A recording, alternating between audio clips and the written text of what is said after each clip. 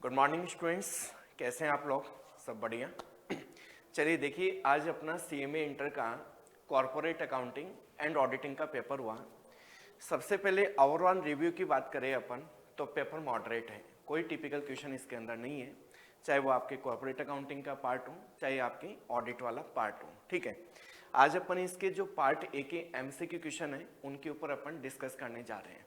थोड़े से MCQ question में इंस्टीट्यूट ने इस बार पैटर्न चेंज किया है। जनरली 7 क्वेश्चन हमारे कॉर्पोरेट अकाउंटिंग के आते हैं और 8 क्वेश्चन हमारे ऑडिट के आते हैं, बट इस बार 15 क्वेश्चन में 5 क्वेश्चन कॉर्पोरेट अकाउंटिंग के दिए हैं और 10 क्वेश्चन ऑडिट के दिए हैं। ठीक है, तो चलिए अपन क्वेश्चन डिस्कस करते हैं। फर्स्ट क्वेश्चन आपका कॉर्पोरेट अकाउंटिंग का है। फर्स्ट है, which of the following is not A statutory books of accounts. आपसे पूछा है कि कौन सा आपका स्टेचुरी बुक्स ऑफ अकाउंट्स में नहीं आता। तो देखिए यहाँ पे जो आपके रजिस्टर ऑफ इन्वेस्टमेंट है ये कंपनी की स्टेचुरी बुक्स ऑफ अकाउंट्स मानी जाती है। मतलब कंपनी ने जो भी अदर कंपनीज में इन्वेस्टमेंट कर रखे हैं, चाहे इक्विटी में कर रखा हो चाहे डेप्ट में कर रखा हो, उनका रजिस्टर कंपनी को अपने हेड ऑफिस में मेंटेन करना होता है। तो this is statutory books of accounts. Annual return, देखिए एनुअल रिटर्न क्या होती है कि कंपनी ईयर एंड के बाद में एमसी में आरओसी की फाइलिंग करती है। जैसे अपन टैक्सेशन की फाइल करते हैं वैसे ही कंपनी अपने फाइनेंशियल स्टेटमेंट सबमिट करती है। तो वो कंपनी की कोई स्टेचुरी बुक्स ऑफ अकाउंट्स नहीं होती है। ठीक है, ये तो कंपनी की क्या है, रिटर्न है, तो ये स्टेचुरी बुक्स ऑफ अकाउंट्स नहीं है। Register of officers and directors, company के जितने भी ऑफिसर्स हैं, मैनेजरियल पर्सन हैं, डायरेक्टर्स हैं, उनका रजिस्टर भी मेंटेन किया जाता है। और register of share holders end of the directors, share holding of the directors, directors ने कितने कितने शेयर ले रखे हैं उनका रजिस्टर। और साथ में अपन बात करें यहाँ पे कि शेयर होल्डर का रजिस्टर और डिवेंचर होल्डर का रजिस्टर भी मेंटेन करना पड़ता है। तो ये तीनों कंपनी की स्टेचुरी बुक्स ऑफ अकाउंट्स हैं। जो एनुअल रिटर्न्स होती हैं वो कंपनी की स्टेचुरी बुक्स ऑफ अकाउंट्स नहीं होती है, वो तो एनुअल फाइलिंग है एमसी की आपकी। तो right answer will be B. Second question है, कंपनी में परचेज इट्स ओवन शेयर्स और other specified securities out of the. ये सेक्शन 68 की बात कर रहा है, कंपनीज एक्ट 2013 के सेक्शन 68 जो कि है आपका बाईबैक ऑफ इक्विटी शेयर से रिलेटेड। वहां पे आपको सोर्सेज बता रखे हैं कि कंपनी कहां से रिडम्पशन कर सकती है, बाईबैक कर सकती है। तो first is free reserves, yes free reserve से बाईबैक किया जा सकता है। Securities premium account, yes 5 purpose होते हैं सिक्योरिटीज प्रीमियम के जहां पे अपन इनको यूटिलाइज कर सकते हैं, तो सिक्योरिटीज प्रीमियम से भी बाईबैक कर सकती है। Proceeds of issue of any shares और अदर स्पेसिफाइड सिक्योरिटीज, इन दोनों से भी बाईबैक कर सकती है। एग्री यहाँ पे, लेकिन यहाँ पे क्लोज है सेक्शन 68 में ही क्या कि जिस टाइप की कंपनी बाईबैक करी है सेम काइंड के शेयर इश्यू करके बाईबैक नहीं कर सकती, ये ध्यान रखना। तो यहाँ पे लिखा हुआ है एनी शेयर्स, लेकिन इन एनी शेयर्स में सेम टाइप के शेयर्स नहीं होने चाहिए। इसका मतलब हमारा जो राइट आंसर होगा 1 2 3 4 चारों ही हमारे राइट आंसर हैं। So right answer is D option, 1 2 3 और 4 इन चारों सोर्स से ही कंपनी क्या कर सकती है, बाईबैक कर सकती है।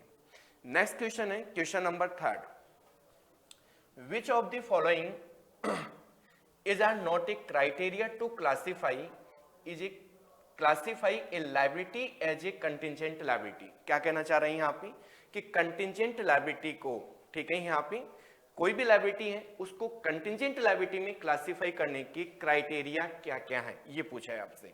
तो देखिए कह रहे हैं it is expected to be settled in the company's normal operating cycle. क्या कह रहे हैं यहाँ पे, कंपनी ऐसी लायबिलिटी जिसको अपन 12 महीने के अंदर अंदर सेटल करते हैं वो क्या होता है, हमारा लायबिलिटी होता है। ठीक है, या फिर ये कह रहे हैं कि एक ऑपरेटिंग साइकिल के अंदर अगर हम सेटल करना चाहते हैं तो वो भी हमारा क्या है, लायबिलिटी है।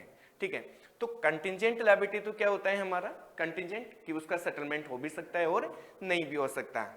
ठीक है, तो ये कह रहा है criteria to classify a liability as contingent liability, किस किस केस में हम कंटिजेंट लायबिलिटी मानते हैं। तो ये कह रहे हैं expected to be settled in the normal operating cycle, it is held primarily not for the purpose of being traded.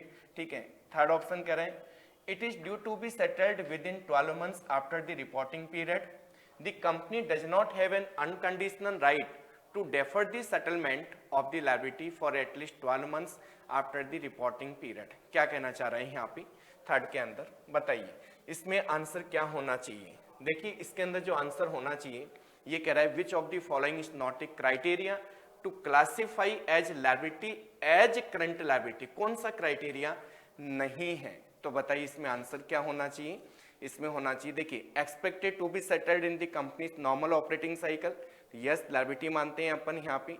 It is due to be settled within the 12 months after the reporting date, reporting date का मतलब है 31 मार्च, जिस date को आप financial statement बना रहे हैं उसके 12 महीने के अंदर सेटल हो रहा है, तो भी हमारा वो क्या है, लायबिलिटी है। The company does not have an unconditional right to defer the settlement of the liability at least 12 months, मतलब 12 मंथ्स में सेटलमेंट करना ही पड़ेगा, उसको डेफरमेंट नहीं कर सकते अपन, तो भी वो हमारा क्या है, लायबिलिटी, हमारा करंट लायबिलिटी है हमारा। तो इसमें आंसर होगा it is primarily not held for the being traded purpose, right answer will be B.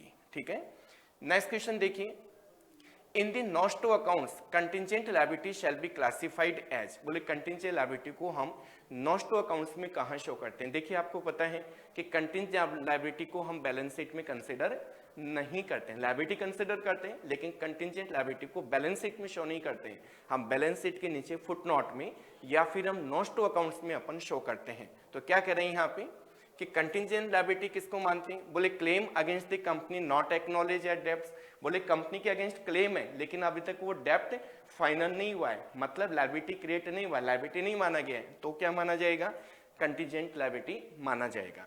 Second कह रहा है गारंटीज, गारंटीज का मतलब क्या होता है कि सपोज कीजिए कि कंपनी ने लोन लिया और उसके अगेंस्ट किसी ने गारंटी दी, किसी दूसरी कंपनी ने गारंटी दी, तो उस अदर कंपनी के लिए क्या माना जाएगा, वो कंटिजेंट माना जाएगा कि अगर कंपनी पेमेंट कर देती है तो अदर कंपनी की कोई रिस्पॉन्सिबिलिटी नहीं रहेगी, अगर पेमेंट नहीं करती है तो उस केस में जिसने गारंटी दी है वो लायबल हो जाएगी, उसके लिए कंटिजेंट लायबिलिटी है। Other money for which the company is contingently liable, contingently liable कोई भी ऐसा मनी जो वो होल्ड कर रही है लेकिन कंटिजेंटली लायबल है, पे करना भी पड़ सकता है और नहीं भी करना पड़े, तो राइट आंसर क्या होगा, ये जो एबीसी तीनों पॉइंट है तीनों ही हमारे किसके हैं, कंटिजेंट लायबिलिटी के हैं, तो right answer will B D. Which of the following is not A mandatory financial statement of general insurance company, ये कह रहे हैं कि कौन सा हमारा मैंडेटरी फाइनेंशियल स्टेटमेंट नहीं है, किसके लिए, जनरल इंश्योरेंस कंपनी के लिए एज पर IRDA रेगुलेशन। तो देखिए कि इंश्योरेंस कंपनी को कौन कौन से फाइनेंशियल स्टेटमेंट बनाने होते हैं, मैंडेटरीली बनाने होते हैं, यस रेवेन्यू अकाउंट बनेगा ही बनेगा इंश्योरेंस कंपनी का, P&L अकाउंट भी बनाना होता है, बैलेंस शीट भी बनाना होता है, ये तीनों स्टेटमेंट हमारी क्या है, मैंडेटरी फाइनेंशियल स्टेटमेंट है। लेकिन जो हमारा कैश फ्लो स्टेटमेंट है, generally insurance companies cash flow statement बनाती है लेकिन एज पर IRDA रेगुलेशन बनाना मैंडेटरी नहीं है, यहाँ पे बात कर रहे हैं मैंडेटरी, तो इसका मतलब यहाँ पे जो राइट आंसर होगा, राइट आंसर होगा डी। ठीक है, यहाँ पे तो तीनों मैंडेटरी हैं लेकिन किसको बनाना जरूरी नहीं है, कैश फ्लो स्टेटमेंट को बनाना जरूरी नहीं है, सो राइट आंसर इज डी। अब आपके जो क्वेश्चन नंबर 6 to 10 है वो ऑडिट के क्वेश्चन है, तो सुरेश सर आपसे ऑडिट के क्वेश्चन डिस्कस करेंगे। Thank you.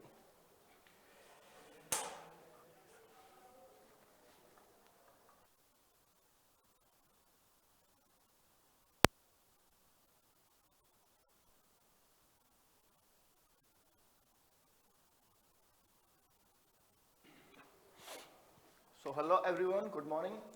तो कॉर्पोरेट अकाउंट्स के क्वेश्चंस आपने देखे, आगे हम स्टार्ट करते हैं ऑडिटिंग के क्वेश्चंस। तो फर्स्ट क्वेश्चन है ऑडिटिंग का, question number 6, SA 600 deals in the matter connected with. आपको पता है ऐसे के नाम पे हर बार क्वेश्चन आता है, तो ऐसे 600 जो है वो किसके साथ डील करता है, स्टैंडर्ड ऑन ऑडिटिंग, ऐसे का फुल फॉर्म है स्टैंडर्ड ऑन ऑडिटिंग। तो sir using the work of another auditor, using the work of another auditor, जब ऑडिटर ऑडिट करता है तो वो इंटरनल ऑडिटर की कुछ इंफॉर्मेशन भी यूज करता है, कॉस्ट ऑडिटर की कुछ इंफॉर्मेशन भी यूज करता है, यस। तो इसलिए यहाँ पे जो आंसर रहेगा ए रहेगा, जो कि 600 ऐसे में कवर होता है, राइट। चलिए नेक्स्ट क्वेश्चन है, एज पर SQC 1 जो क्वालिटी स्टैंडर्ड्स हैं 1, उसके हिसाब से the audit working paper must be written by the statutory auditor for a period of, कितने साल तक स्टैट्यूटरी ऑडिटर को पेपर संभाल के रखने होते हैं, तो 7 ईयर्स, 7 ईयर्स राइट आंसर है, 7 साल तक आपको पेपर्स रखने होते हैं। ओके, नेक्स्ट क्वेश्चन है audit documentation is related to, again ये क्वेश्चन भी आपका एसए से रिलेटेड ही है। जब ऑडिटर ऑडिट करता है तो उसे ऐसे के अकॉर्डिंग ही ऑडिट करनी होती है। तो इसमें से कौन सा ऐसे हैं जो ऑडिटर को ऑडिट डॉक्यूमेंटेशन के लिए गाइड करता है कि कौन कौन से डॉक्यूमेंट मेंटेन करने हैं, कौन कौन सी प्रोसेस का डॉक्यूमेंटेशन करना है। तो आंसर रहेगा आपका इसमें बी, एसए 230, जो कि इस बारे में बात करता है, राइट। चलिए भाई आगे देख लेते हैं।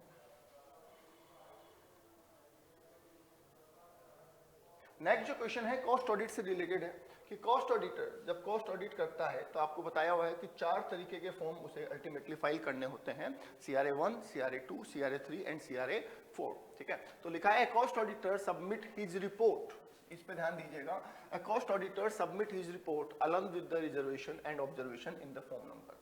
CRA 1 जो होता है वो मेंटेनेंस ऑफ कॉस्ट रिकॉर्ड्स का होता है, CRA 2 जो है वो intimation about the appointment of cost auditor है, CRA 3 जो है वो कॉस्ट ऑडिट रिपोर्ट का है, और CRA 4 जो है वो कॉस्ट ऑडिट रिपोर्ट को फॉरवर्ड करते हैं सेंट्रल गवर्नमेंट को, उसका है। हमें पूछा है ऑडिट रिपोर्ट का, तो यहाँ पे हमारा आंसर रहेगा सी, कॉस्ट ऑडिट रिपोर्ट जो है वो CRA 3 फॉर्म में सबमिट की जाती है, राइट। चलिए भाई आगे देख लेते हैं। Next question number 10। Question number 10 quite easy question है। Which of the following is or are the benefit of internal financial control? अगर आप अपने फाइनेंशियल एक्टिविटी पे इंटरनल कंट्रोल लगाते हैं, ठीक है, तो इंटरनल कंट्रोल का मतलब क्या बताया था आपको, पॉलिसी एंड प्रोसीजर। तो आप ऐसा कोई पॉलिसी या प्रोसीजर बनाते हैं तो उसका आपको क्या फायदा मिलेगा, क्या बेनिफिट मिलेगा। तो पहला पॉइंट कह रहा है improved control over financial reporting. अगर आप फाइनेंशियल प्रोसेस को कंट्रोल करते हैं तो ऑब्वियस सी बात है कि आपकी रिपोर्टिंग प्रोसेस ज्यादा बेटर होगी, यस, तो ये सही है आपका। Trickling down the accountability to operational management, ये भी ठीक है कि आप जो अकाउंटिंग ऑफिसर्स हैं, अकाउंटिंग मैनेजमेंट्स हैं, उन सबको रिस्पॉन्सिबल कर सकते हैं और उन पे ज़्यादा वॉच कर सकते हैं। इम्प्रूव्ड इन्वेस्टर कॉन्फिडेंस, जब आपकी फाइनेंशियल रिपोर्टिंग अच्छी होगी तो जो आपके इन्वेस्टर है वो भी ज़्यादा कॉन्फिडेंट होंगे आपके फाइनेंशियल स्टेटमेंट्स में, राइट। तो यहाँ पे आपका आंसर रहेगा डी, ये सारे ही बेनिफिट हैं जो इंटरनल फाइनेंशियल कंट्रोल को लगाने से एक कंपनी को अचीव हो सकते हैं। चलिए नेक्स्ट क्वेश्चन है, the statutory auditor apprehend a possible material misstatement due to inadequate internal check. यहाँ पे आपको पकड़ना है इनएडुकेट इंटरनल चेक सिस्टम लिखा है।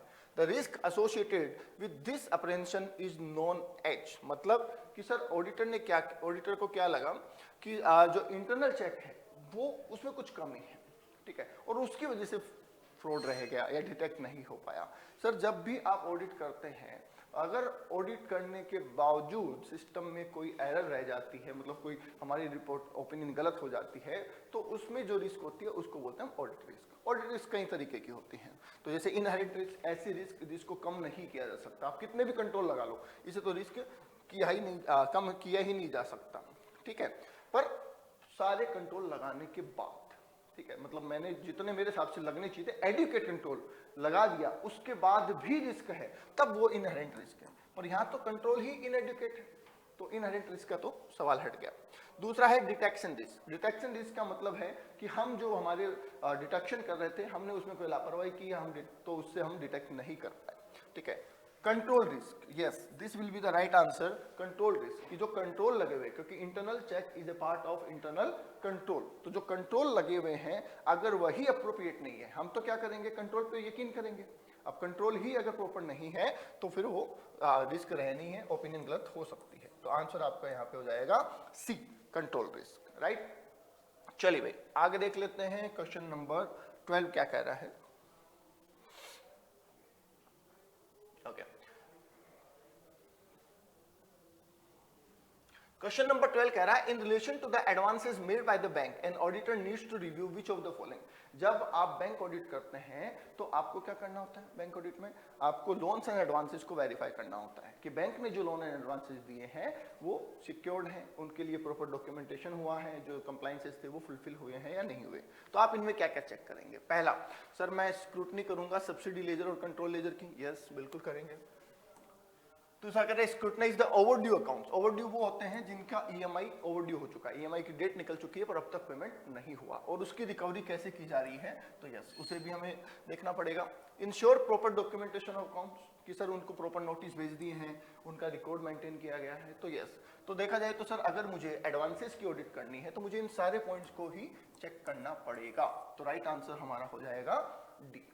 ठीक है, चलिए नेक्स्ट क्वेश्चन देख लेते हैं। Question number 13, which of the following is not A part of temporary file. यहाँ पे आप ध्यान दें, अगर यहाँ पे ध्यान नहीं दिया तो आप गलती कर देंगे, right. Not a part of temporary file, ये नहीं बोला है कि टेम्परेरी फाइल में क्या आता है, ये बोला टेम्परेरी फाइल में क्या नहीं आता। इट मीन्स परमानेंट फाइल में क्या आता है वो आपको बताना है, ठीक है। सर टेम्परेरी फाइल में वो चीजें आती है जो इस साल की ऑडिट से रिलेटेड है, परमानेंट फाइल में वो चीजें आती है जो हमें लॉन्ग टर्म तक काम आएगी, राइट। तो सबसे पहला पॉइंट है correspondence relating to the acceptance of annual appointment. Annual appointment जो हुआ तो वो तो इसी साल का हुआ, तो ये मेरा टेम्परेरी फाइल में आता है, ठीक है। दूसरा कह रहे हैं ऑडिट प्रोग्राम, ये भी हर साल के लिए बनते हैं, तो ऑब्वियस सी बात है ये भी टेम्परेरी फाइल में आता है। Extracts of minutes of board meetings, तो ये इस साल की बोर्ड मीटिंग्स है, बोर्ड मीटिंग रूटीन वर्क के लिए होती है, राइट, तो ये भी टेम्परेरी फाइल में आता है। नेक्स्ट कह रहे हैं legal and organisational structure of the company, ये टेम्परेरी फाइल में नहीं आता, ये आता है परमानेंट फाइल में, तो यहाँ पे आपका जो आंसर है हो जाएगा डी, ठीक है। इस पे मत जाइएगा, स्टूडेंट का किया हुआ है, आंसर होगा आपका डी, ओके। नेक्स्ट देखिए क्वेश्चन नंबर 14 क्या कह रहा है, which of the following is not a content of audit report as per CARO. देखिए कारो 2020 अभी हमारे ऊपर जो एप्लीकेबल है, कारो 2020 एप्लीकेबल है, ठीक है।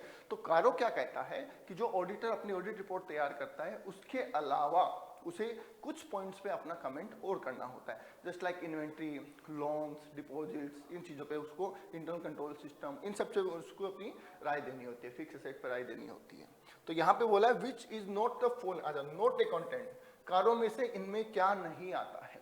तो सर इन्वेंट्री पे डेफिनेटली राय देनी होती है, डिपॉजिट पे भी राय देनी होती है, रिक्रूटमेंट ऑफ एम्प्लॉय नहीं, इस पे कोई राय नहीं देनी होती, कारों का कंटेंट नहीं है, ये कारों में कवर नहीं होता है, तो आंसर हो जाएगा सी। बोरिंग्स इसमें आती है, रीपेमेंट ऑफ लोन नहीं लिखा हुआ उसमें, बोरिंग्स लिखा हुआ है, तो बोरिंग्स का मतलब जो लोन लिया और जो रीपे किया दोनों चीजें वहां पे कवर होती है, तो right answer will be C. And last question, question number 15। Question number 15 थोड़ा सा ट्रिकी क्वेश्चन था। क्वेश्चन ट्रिकी क्यों था कि जब आप पढ़ते हैं ना तो आप सेक्शंस पढ़ते हैं, सेक्शन 139 में अपॉइंटमेंट दे रखा है, इतना डीप में आप नहीं पढ़ते हैं, तो सेक्शन पूछा है आपको, reappointment of company auditor is guided by section.